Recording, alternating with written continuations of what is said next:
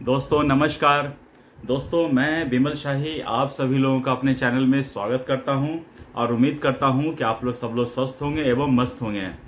सभी राष्ट्रवादियों और सनातनियों से ये निवेदन रहेगा कि आप लोग मेरे चैनल को सब्सक्राइब कर लीजिए और वीडियो को लाइक एवं शेयर भी कीजिए।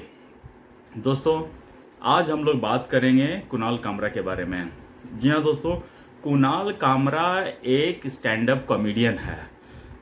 वो हर एक शहर जाकर स्टैंड अप कॉमेडियन करता है, कॉमेडी करता है और वहां के बेवकूफ लोगों को और बेवकूफ बनाता है।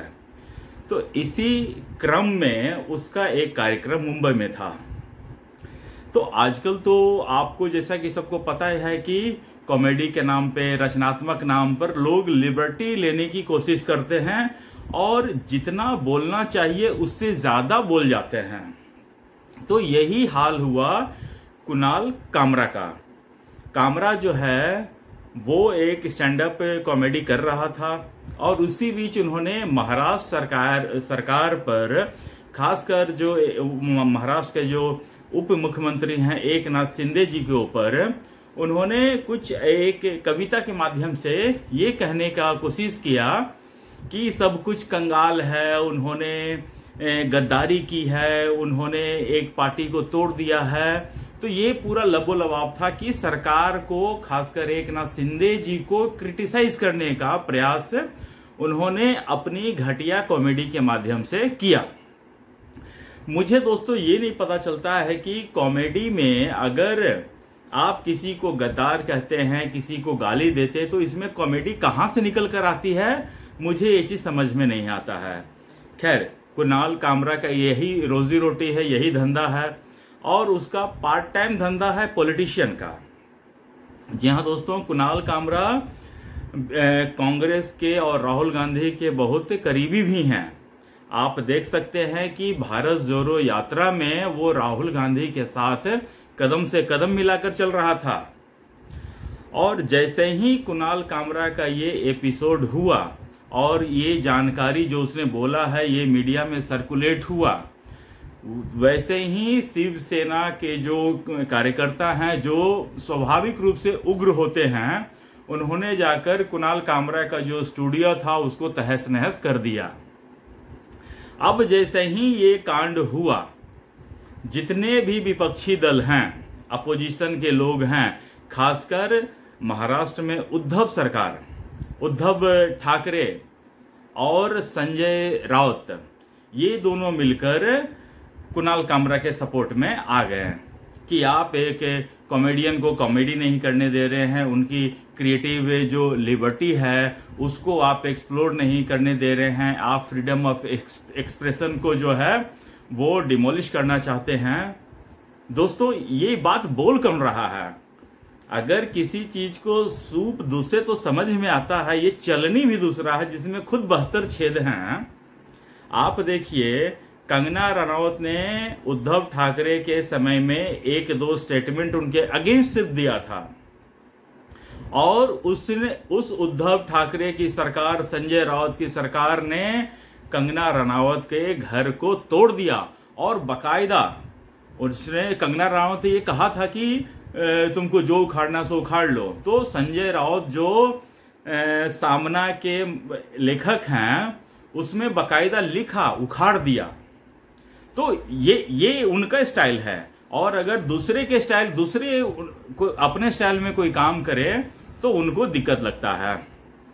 अच्छा, ये वही उद्धव ठाकरे है ना, ये वही संजय राउत है ना, जब अर्नब गोस्वामी को पुलिस उसके घर से उठाकर ले गई थी, अर्नब गोस्वामी को चप्पल तक नहीं पहनने दिया गया था। अर्नब गोस्वामी बोलते रह गया कि मुझे अपना चप्पल तो पहन लेने दो, तो उसको नहीं अलाउ किया था और उसको 1 सप्ताह जेल में रखा था। तो अर्नब गोस्वामी का फ्रीडम ऑफ एक्सप्रेशन नहीं था क्या? अर्नब गोस्वामी का जो लिबर्टी है वो एग्जिस्ट नहीं करता है क्या? सिर्फ इन जैसे लोग जो बीजेपी के या फिर आरएसएस के या फिर भारत के अगेंस्ट बोलता है, फ्रीडम ऑफ स्पीच उन्हीं का है क्या? तो फिर संविधान में बदलाव करके लिख दो ना क्या कि राइट विंगर्स की फ्रीडम ऑफ एक्सप्रेशन नहीं है, सिर्फ जो लेफ्टिस्ट हैं या जो राइट विंगर्स के जो क्रिटिक्स हैं, फ्रीडम ऑफ एक्सप्रेशन सिर्फ उन्हीं का माना जाएगा। बाकी राइट विंग वाले का freedom of expression null and void रहेगा, उन्हें उसे नहीं माना जाएगा। तो ये इस पर विचार करना चाहिए।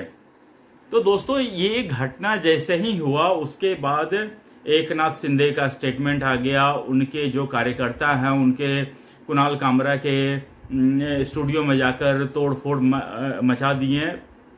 और उसके बाद जो महाराष्ट्र के जो सीएम हैं देवेंद्र फडणवीस, उनका भी स्टेटमेंट आ गया। देवेंद्र फडणवीस ने बकायदा टीवी पर आकर यह स्टेटमेंट दिया है कि उप मुख्यमंत्री एकनाथ शिंदे जी को गद्दार कहना ये शासन के खिलाफ बोलना है। अगर वो गद्दार थे और 1 साल पहले, अभी 6 महीना पहले ही चुनाव हुआ है, तो जब वहां की जनता ने एकनाथ शिंदे को क्लीन चिट दे दिया है, उन्हें गद्दार नहीं माना है, तो फिर ये कुणाल कामरा जैसे 2 टके का पॉलिटिशियन कुणाल कामरा जैसे 2 टके का कॉमेडियन है, उसे क्या आपत्ति है कि वो गद्दार बोले। चुनाव के बाद तो उद्धव ठाकरे और आदित्य ठाकरे भी बोल नहीं रहे हैं।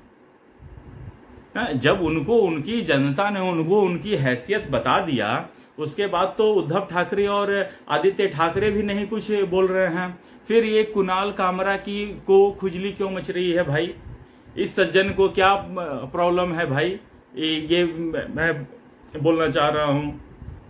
तो कुणाल कामरा मुझे लगता है कि लाइमलाइट में आना चाह रहा था, मुझे जहां तक लगता है, और वो काफी दिनों से कोशिश कर रहा था, लेकिन उसका कुछ काम बन नहीं रहा था। तो उसने ये सब ड्रामा मुझे लगता है कि अपने आप को लाइमलाइट में लाने के लिए किया है, ताकि वो लाइमलाइट में आ सके और उसकी रोजी रोटी चल सके, मुझे जहां तक यही लगता है।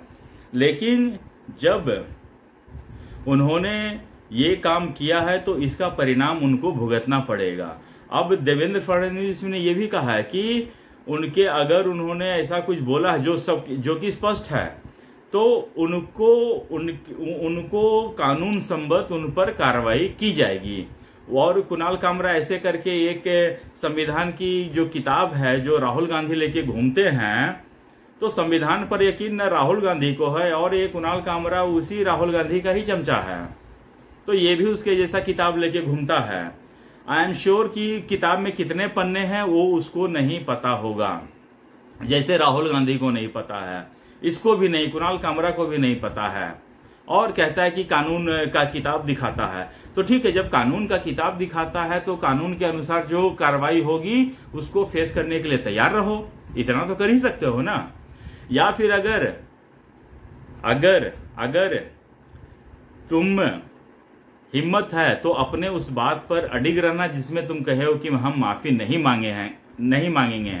माफी तो तुम्हारा बाप राहुल गांधी भी मांगा है, देश के अलग अलग कोर्ट में जाकर कह दो कि ये झूठ है, या कोई भी कांग्रेसी आकर कहे कि ये झूठ है, राहुल गांधी ने कहीं माफी नहीं मांगी है।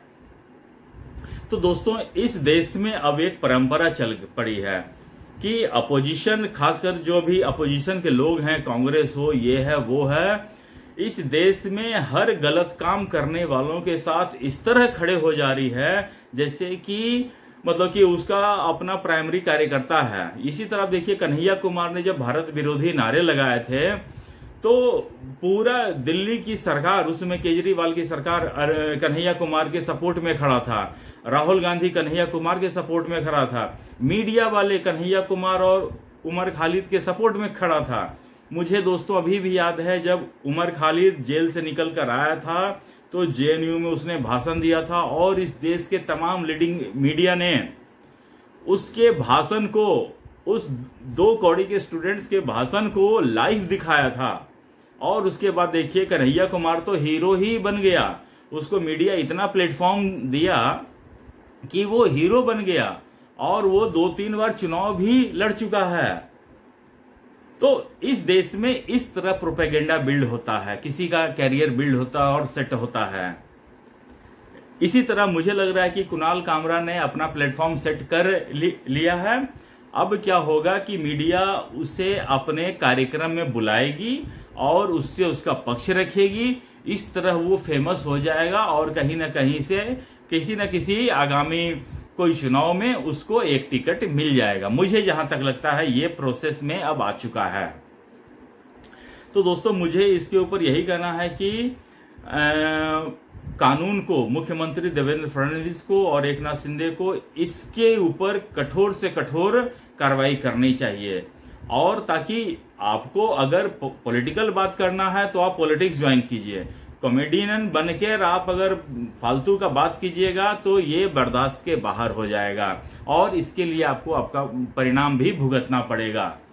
तो या तो आप आइए पॉलिटिक्स कीजिए, कॉमेडी कर रहे हैं आप, अपने जो नेता, आपके बड़े नेता वो भी कॉमेडी कर रहे हैं और आप भी कॉमेडी कर रहे हैं, तो कुछ तो डिफरेंट करो भाई।